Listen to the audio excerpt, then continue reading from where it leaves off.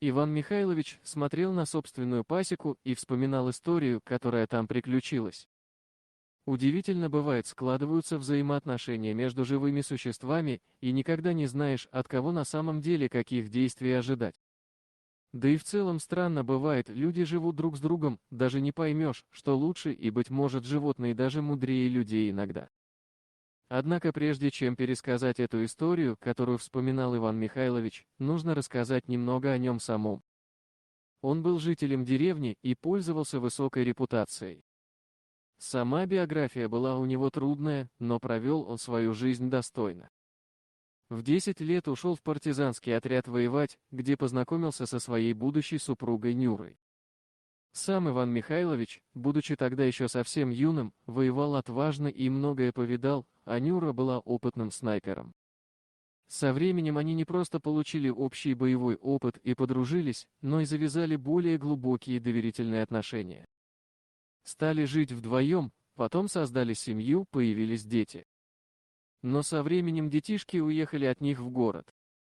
Иван Михайлович и Нюра работали в деревенском колхозе, получили там немало почетных грамот и также, как на войне, отличались упорством и надежностью. Также и в труде не давали спуску самим себе и старались выглядеть достойно.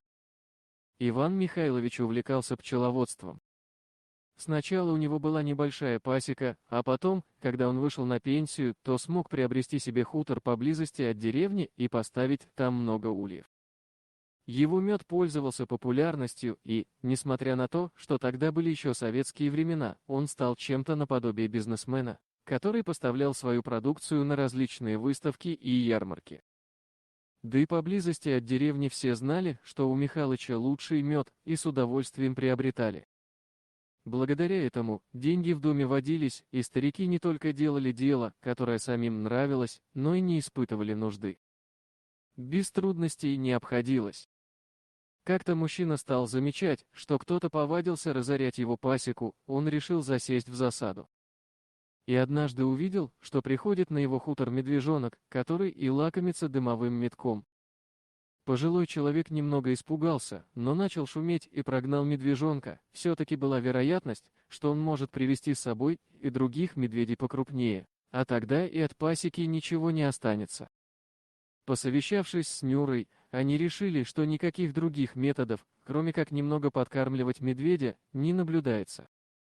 Как ему объяснить, что не требуется лазить по ульям и разорять пасеку?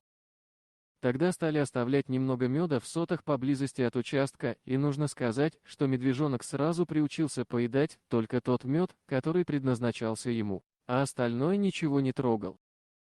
И благодаря его периодическим визитам, стало даже как-то увереннее, он был будто бы своеобразным хранителем этой территории. После зимовки и спячки стал выходить не медвежонок, а крупный медведь. Стало понятно, что он, наверное, отбился от своей семьи и жил совершенно один.